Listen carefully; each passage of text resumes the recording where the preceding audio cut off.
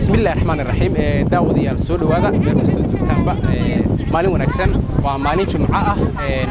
waxaan soo booqanay oo aan joognaa xeebta Jazeero oo ayadu ah xeeb aad u qurux badan oo dadkuna inta badan ay jecel yihiin soo tamaashaad tagaan isla markaana ay yimaadaan halkan xeebta maanta waxaa jooga oo nagula sugan naadiga akhriska qoraalka banaadir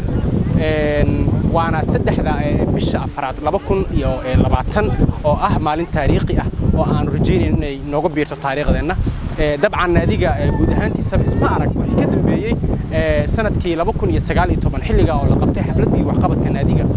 ka dhacday beerta nabadda inta wixii ka dambeeyay maanta waxaanu jaanis u helnay guud ahaanba dhalinyaradii naadiga inay halka soo booqdaan xeebta Jazeera isla markaana aan ku damaashaad tagno ama aan ku raaxaysano waqtina aan ku qaadano sidoo kale halkan waxaan ka sameynaynaa dadka jooga waxaan u sameynaynaa wacyigelin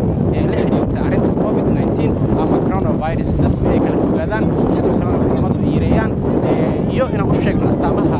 cudurkaas iyo sida looga hortagi karo marka soo dhawaada saaxiibayaal aad u wanaagsantihiin daawashadiina iyo waqti inaad noo hesheen oo daawataan halka aan joognana waa xeebta Jazeera waqti wacan